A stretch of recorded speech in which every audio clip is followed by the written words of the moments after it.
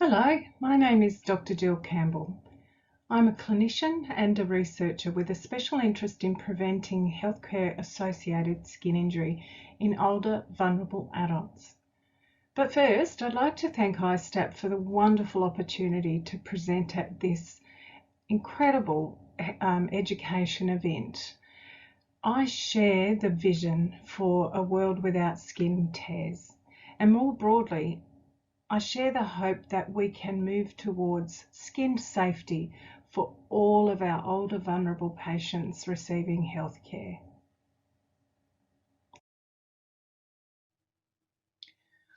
But first, I'd like to start by posing this question. Is the skin integrity care we deliver safe, person-centred, evidence-based and consistent across the continuum of healthcare? Or are there opportunities where we can rethink our approach to improve holistic care and thereby improve skin safety outcomes for our vulnerable older adults receiving healthcare? So with that question in mind, the objectives for this talk today are to identify some of the contemporary healthcare challenges, to discuss the need to rethink our approach to skin integrity care, to present the skin safety model and elucidate its domains and principles, and using a case study, demonstrate the potential outcomes if care is delivered or guided by the contents of the skin safety model.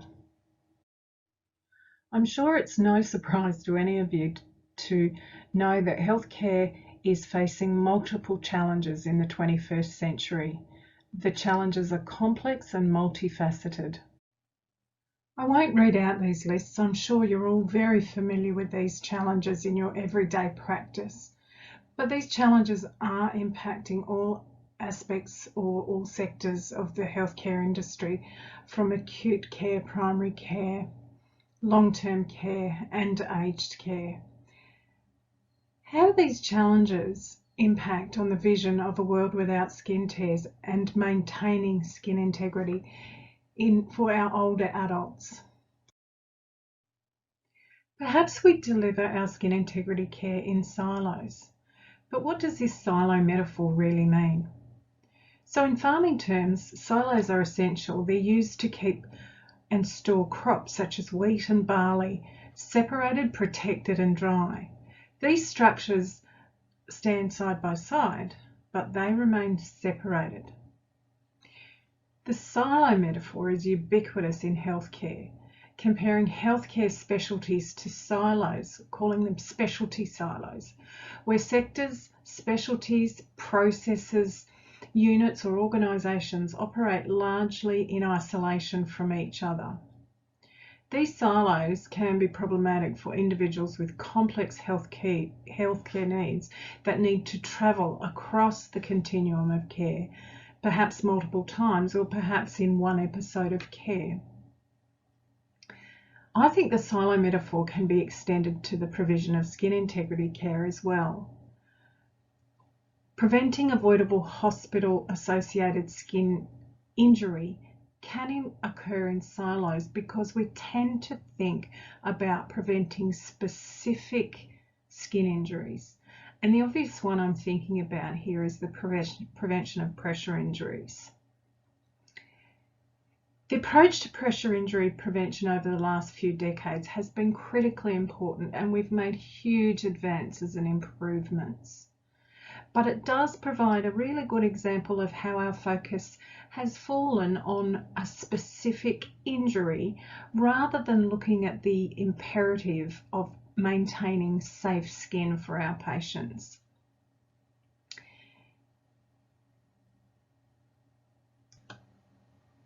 The majority of our older patients are quite vulnerable to a range of skin injuries, including pressure injury. They might be vulnerable to skin tears, of course we know this, incontinence-associated dermatitis, medical adhesive-related skin injury, and so forth. Despite our fragmented or siloed approach to skin integrity care, as clinicians, we're rarely surprised when an individual sustains a range of skin injuries with varying etiology.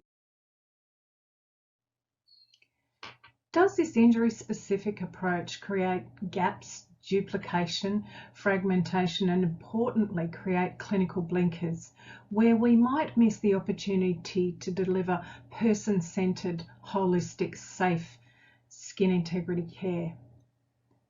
The siloed approach may have many drivers, including the challenges we've already talked about, and maybe be further exacerbated by things like risk of penalties, litigation, or reputational damage to healthcare providers. I suggest it's time for a rethink of our approach to preventing skin injury. We have at the moment the opportunity to build on the advances in this field that have been made over the last few decades. Let's move towards a holistic, person-centered, skin-safe approach to care to improve outcomes for our patients, their families, and healthcare providers. As part of my doctoral studies, I searched for a unified holistic skin integrity framework. While there were many frameworks that dealt with a specific skin injury, there were no frameworks that encompass the complex and interrelated antecedents of healthcare-associated injury. So, following a narrative review of the literature, the skin safety model was conceived, and it was published in the Journal of Nursing. This slide just gives you an overview of the literature review process. I screened 2,851 titles and eventually synthesized 20. A broad summary of the model, the skin safety model, is that it reconceptualizes healthcare-associated skin injury as an overarching phenomenon by acknowledging dynamic interactions and synergy between patient factors, care delivery systems factors, situational stressors, and exacerbating elements in the etiology of skin injury. As well, the model recognises that skin harm can present as a range of injuries depending on individual circumstances and individual reactions or synergies between these predisposing or risk factors. The model also identifies a range of potential outcomes and experiences for the individual as a result of sustained. So this is the skin safety model. The aim of the model is to offer a unified perspective of the antecedents and interactions for a range of potential skin injuries. And it also identifies the potential outcomes for patients who may have sustained a skin injury, taking it a step further than just naming the skin injury itself. The swirling round graphics were specifically chosen to represent the interactive and dynamic nature of the model constructs. The model has 4 domains, and we will take a closer look at them now. The first domain of the model identifies potential contributing factor categories for skin injury. These categories are individual factors, systems factors, and situational stressors. These factors can vary with each individual, and they can interact with each other depending on the individual and that person's specific circumstances, resulting in vulnerability to injury. These factors can change according to the specific situation and may even change during a single episode of health care. So these factors, this group of factors are quite dynamic. Some of these factors are intrinsic, others are extrinsic, and may or may not be modifiable. And every individual won't have every one of these factors. The take-home message is that skin injury contributing factors are complex and dynamic and need to be considered in care planning. This slide details contributing factors. Patient factors are well recognised, so I won't go through them all because I'm sure you all understand these very well. I'd like to spend a moment talking about systems factors though. they're not as well recognised or considered even at face value to be having any impact on skin injury risk. An example of this might be patients often end up with devices that can act as tethers, and by tether I mean a line constricting their movement. A tether might be an IV line, a drain, or a urinary catheter. And we know that these tethers can contribute to falls, and we know for certain that falls are a risk for sustaining a skin tear. Another example might be the healthcare providers' continence care practices. And we know that incontinence can cause all sorts of problems for skin integrity. Incontinence is related to falls, and we've just mentioned that falls are a risk factor for skin tears. We know that incontinence can result in a person sustaining incontinence-associated dermatitis, and we now know that incontinence is also a risk for pressure injury. And there's a lot of other factors in the systems category that can influence skin vulnerability, but they don't immediately appear to be related to skin injury. So it's important that these things are considered as well in our care planning. The third component of the contributing factors domain of the model is situational stressors. Situational stressors are acute events which can be overlaid or interact with the previous two categories we've just talked about, patient factors and systems factors. A situational stressor may be the trigger for a hospital admission or an engagement with a healthcare provider, or even admission to an aged care facility, for example. Older individuals may have more than one situational stressor, and they can change, deteriorate, or sometimes even improve. But often older adults have a reduced capacity to respond to these stressors. So it's important when care planning to consider the impact of all of these things: situational stressors, systems factors, and of course. The next domain of the model identifies exacerbating elements. And these are things that I'm sure that you're all very familiar with: pressure, shear, friction, moisture, skin irritants, medical adhesives.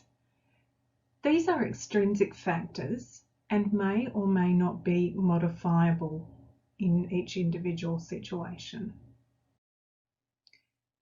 This next domain of the model identifies a range of skin injuries that can result from the unique and synergistic interactions between the previous domains of the model that we've talked about.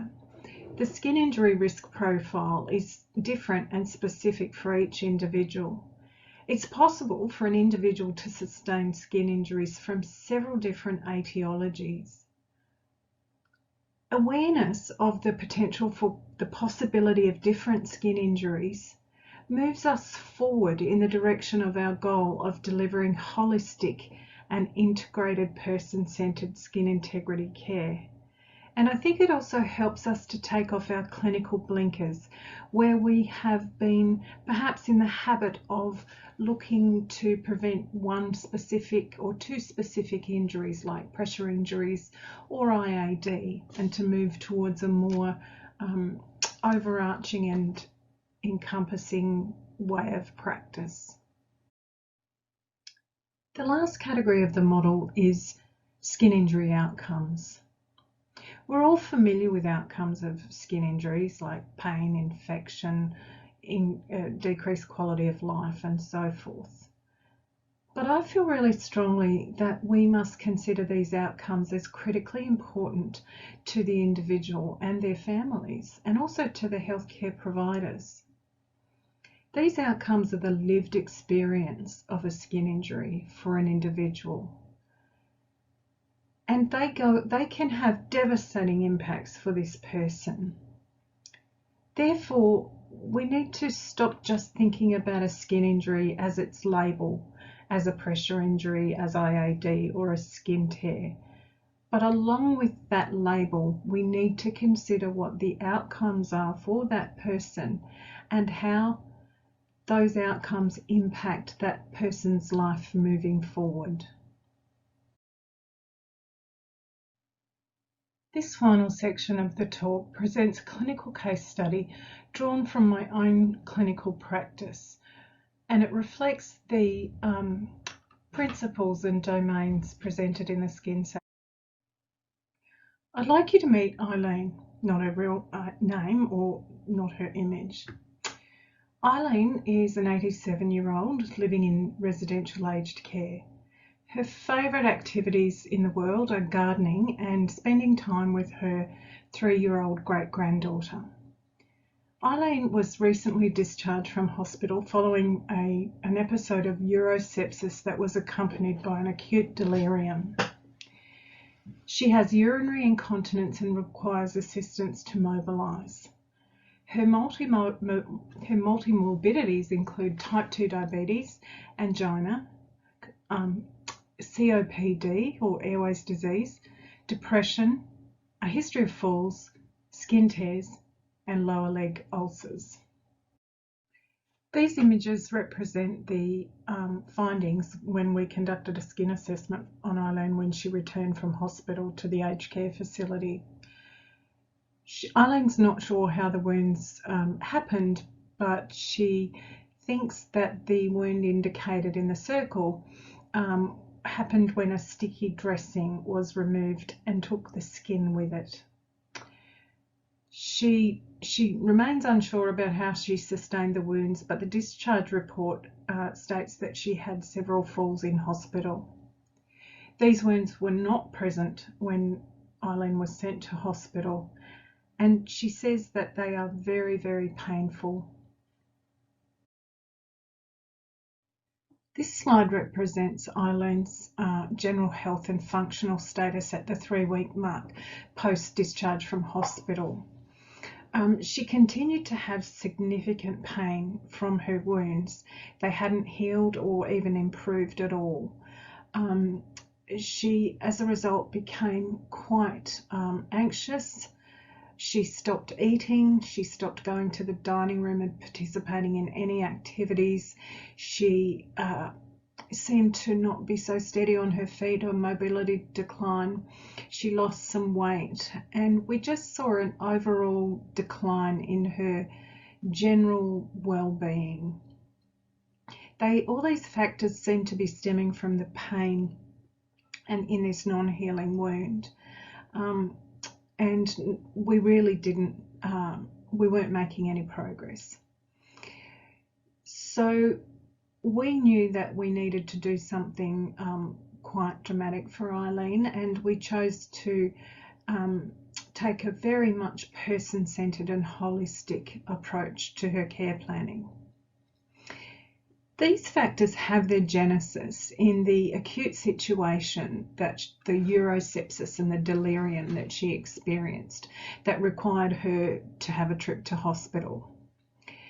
How does her situation align with the constructs in the skin safety model that we've already talked about? So the antecedents of her skin vulnerability align with the patient factors that we've identified: age, multimorbidity, impaired mobility, incontinence, and so forth. In terms of systems factors, it's likely that her fall and her resultant skin injury were sustained by care processes.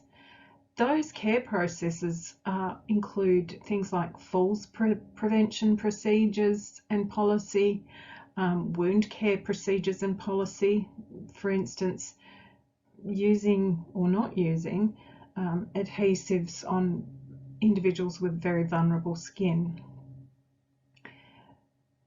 And the situational stressors were, of course, the overlaying of the urosepsis and the acute delirium. The exacerbating elements for Eileen were the shear forces from the fall and the use of adhesive products on her wound. But to me, the important component of this is the outcomes that we see on this slide. It's a graphic illustration of how outcomes of a skin injury can have devastating impacts on a person's quality of life. And this was very, very true for Eileen.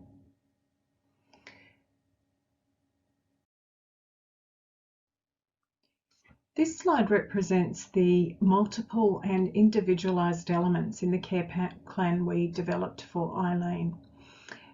We got together with her family, her GP and the staff, and identified all the factors that we've actually talked about in the previous slide. Collaboration and Eileen and her family's input was paramount to the success of this care plan. She had a chronic ongoing wound that was devastating her quality of life. So we decided that we would include the staff and provide education to the staff as well as herself and her family. We did things like negotiating with the family to have increased visits with her granddaughter. We developed with the physiotherapist and the diversional therapist a plan for her to just return to the dining room every second day. We didn't want to make her feel rushed. We did referrals, specialist referrals where they were necessary, a continence referral, a referral to a continence specialist, referral to a wound care specialist for a very particular individualised care plan. Her GP referred her to a geriatrician to look at her sleep issues, her depression and her pain issues. And we referred her to a dietitian who suggested that Eileen have supplements, between meal supplements, which she agreed to. So there were many elements to this care plan, and on the surface, a lot of them didn't seem to have any direct relationship with being related to a wound care plan. But in fact, they all were. I just want to talk a little bit about how interventions that don't seem to be related to wound care actually are.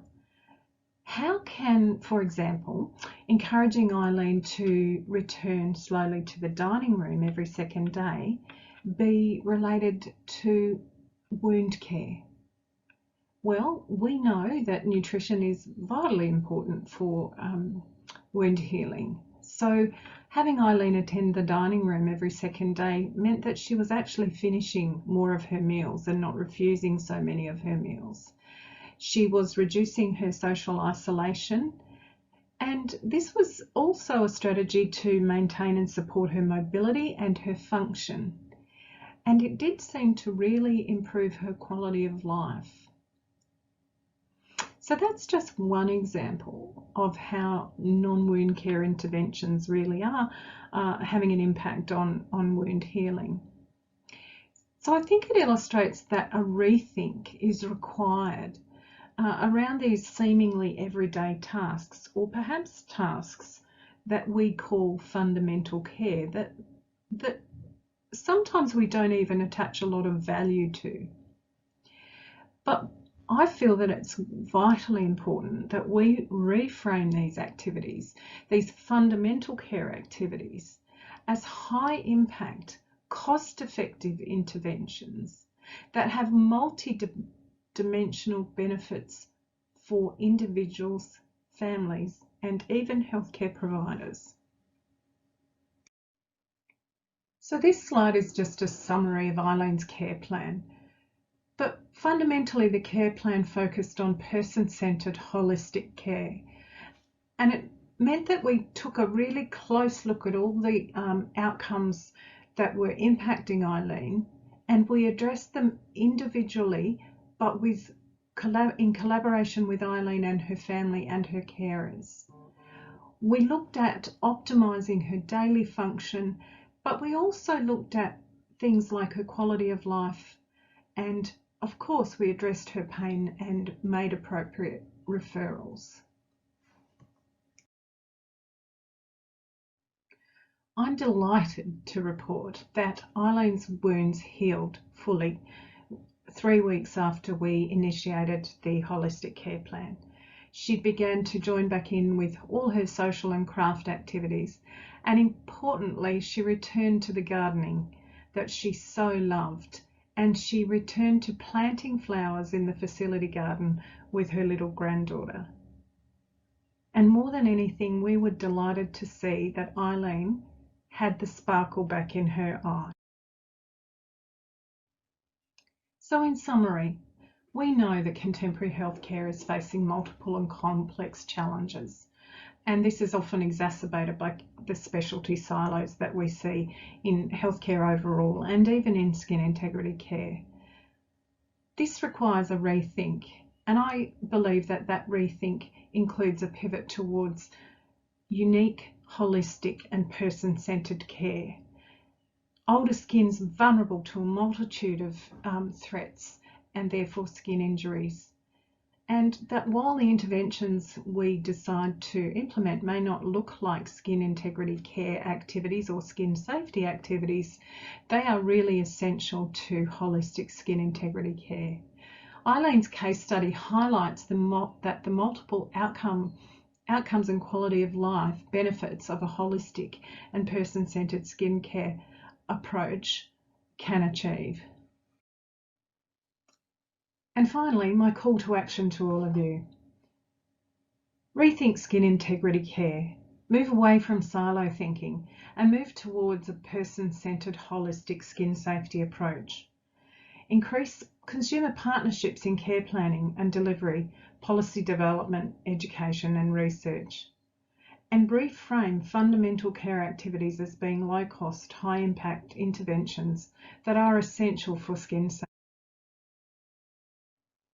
Eileen's case study demonstrates the possibility of improved outcomes by rethinking our approach to skin safety in older adults. Thank you very much.